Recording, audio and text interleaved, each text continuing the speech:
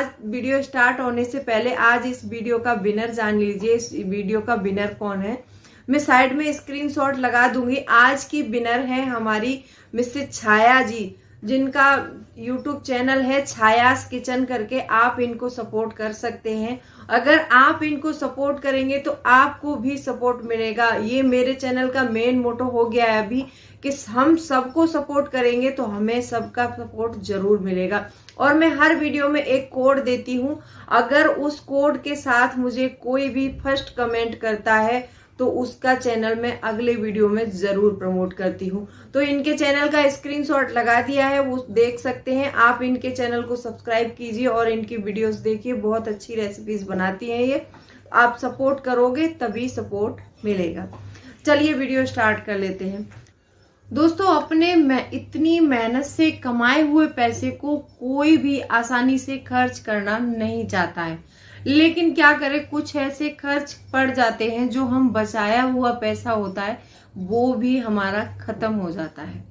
दोस्तों, सभी सोचते हैं, फिर हमारे दिमाग में एक ही बात आती है कि क्या इन सभी खर्चों के अलावा कोई और भी ऐसा तरीका होता है कि जिससे हमारी थोड़ी एक्स्ट्रा सेविंग हो सकती है। सोच रहे हैं ना आप?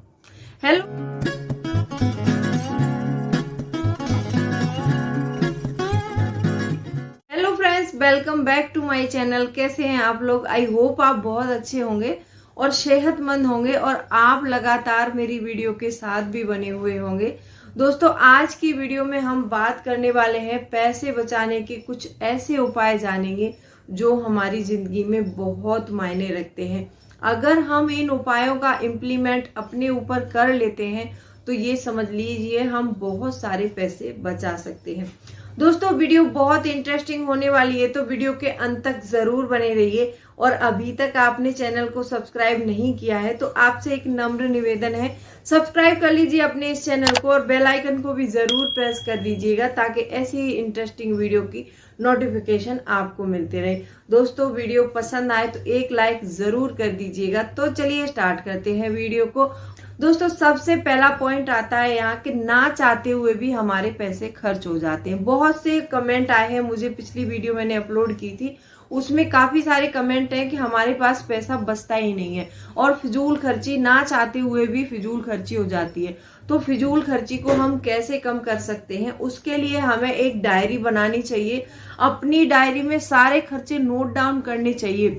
जब हम सारे खर्चे नोट डाउन करेंगे और एक मंथ के बाद जब उस नोट डाउन किए हुए खर्चे को हम एनालिसिस करते हैं तो क्या होता है उसमें कि हमारे बहुत सारे खर्चे ऐसे होते हैं कि जिन्हें हम नहीं करते तो भी चल जाता, लेकिन पहले खर्च हो जाते हैं, फिर बाद में हम पछताते रहते हैं उसके लिए कि हम शायद ये नहीं करते तो शायद हमारा पैसा बच सकता था।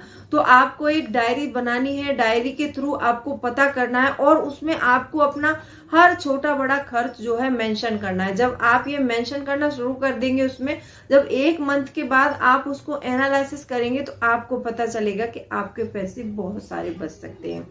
दोस्तों, दूसरा पॉइंट है यहाँ पर कि जैसे मान लीजिए आप मॉर्निंग वॉक के लिए जाते हैं या इवनिंग वॉक के लिए जा रहे हैं, या फिर आप घर में बैठकर, अब मान लीजिए संडे है, संडे को आप घर में बैठे हैं, किसी दोस्त का फोन आ गया कि चलो आज यहाँ घूमने जाना है, तो आप सबसे पहले क्या, आपकी नजर कहाँ जाती है? आपके पर्स पर। मेरा पर्स कहाँ है? पर्स दे दीजिए। फिर आप बिना पैसे के घर से कहीं भी निकलते नहीं हो, क्योंकि आज संडे है और आपकी छुट्टी है, आपको कहीं नहीं जाना है, आपके दोस्त को जाना है, तो उसको अपना पर्स तलाशना चाहिए, ना कि आपको।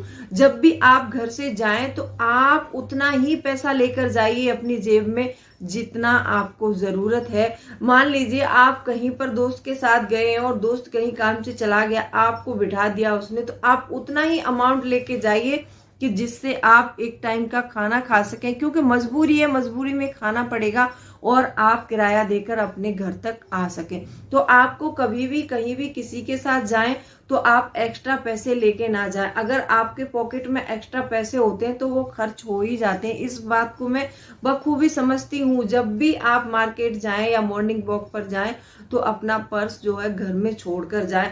हर टाइम पर्स रखने वालों की जेब से अक्सर पैसा निकल ही जाता है। दोस्तों तीसरा पॉइंट है, आज मैं बताने वाली हूँ आपको एक 3 डे रूल बताऊंगी। बहुत से लोग बोलते हैं कि ना चाहते हुए भी हम ये खरीद लेते हैं, हम वो खरीद लेते हैं, लेकिन ये होता कब है कि जब हम कोई जल्दबाजी में फैसला लेते हैं तो अक्सर हमारे पैसे ज्यादा खर्च हो जाते हैं। अगर सोच समझकर हम फैसला लेंगे तो हमारे पैसे कभी ज्यादा खर्च नहीं होंगे। अब इसमें मैं इस रूल को भी बताऊंगी कि आपको कौन से प्रोडक्ट को कितने दिन तक होल्ड करना चाहिए, उसके बाद परचेस करना चाहिए। अब जैसे एक एग्जाम्पल के तौर पे समझते हैं, जैसे मान लीजिए आपको कोई साड़ी बाय करनी है, तो उस साड़ी को आप सबसे पहले चाहे तो आप उसको वेबसाइट पर देख रहे हैं किसी पर, चाहे आप किसी दुकान पर देख रहे हैं। तो जैसे मान लीजिए साड़ी 1000 या 1200, 2000, 2500 तक की आती है, तो ये हमारी नॉर्मली होगी। जैसे नॉर्मली मंथ में एक बार तो हर लेडीज का होता ही है कि वो एक ना एक साड़ी या सूट ले ही लेते हैं। तो इस चीज को आपको क्या करना है, क्योंकि आपके पास बहुत सारे कपड़े पड़े हैं, उसके बावजूद भी क्योंकि आपका दिल आ गया उस चीज पर और अपनी खुशी के लिए आप उस चीज को ले लेती हैं, लेकिन आपने अपनी खुशी के लिए परचेस तो कर लिया, जब आपके हाथ में मंथ के एंड में पैसा नहीं बचा तो उसी चीज से आप खुश हो रही थी, उसी चीज से आपको नफरत भी बहुत जल्दी होने लगती है। तो ऐसा होता है कि अब पहले तो सबसे पहले हमको ये समझना है कि हमारी जरूरतें क्या हैं और हमारी चाहतें क्या हैं। अगर आप जरूरतों पर खर्च करते हैं तो पैसा जरूर बचेगा, अगर आप चाहतों पर खर्च करते हैं तो पैसा नहीं बचेगा, ये मैं गारंटी के साथ बोलती हूँ आपको।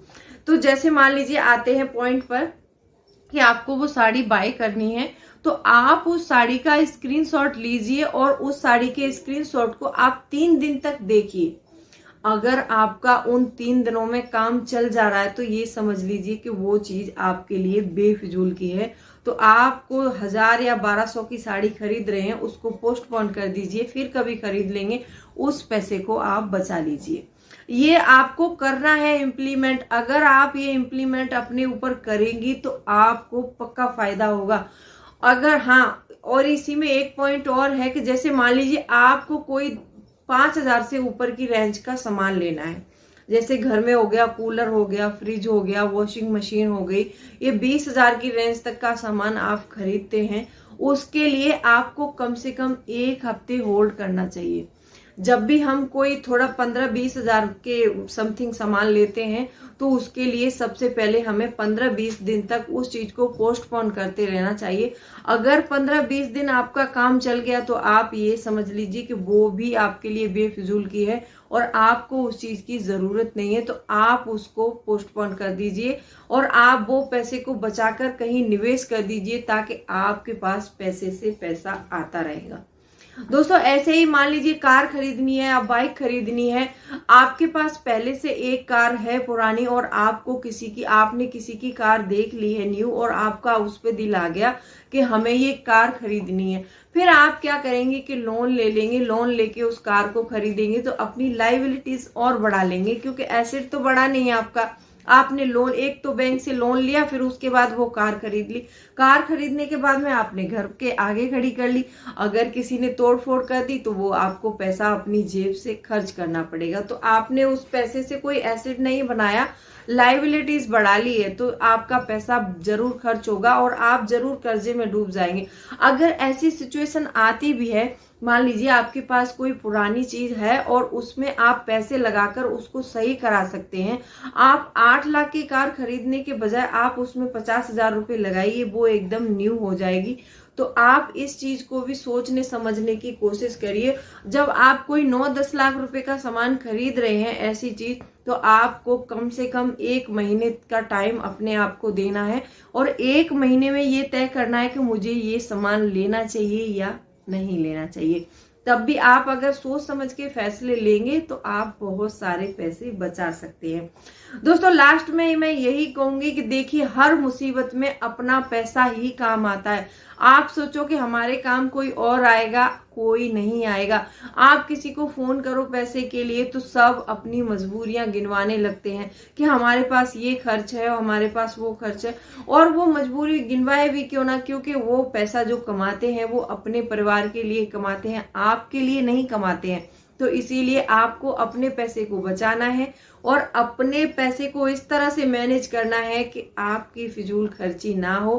दोस्तों मैंने ये कुछ पॉइंट बताए हैं, इनमें कोई भी पॉइंट आपको पसंद आया तो वीडियो को लाइक करना और चैनल को अभी तक आपने सब्सक्राइब नहीं किया है तो सब्सक्राइब कर लीजिए इस चैनल को और बेल आइकन को भी जरूर प्रेस कर दीजिएगा ताकि ऐसी इंटरेस्टिंग वीडियो की नोटिफिकेशन आपको मिलती रहे। चलिए मिलती हूँ अगले वीडियो में, तब तक के लिए bye bye. Thanks for watching.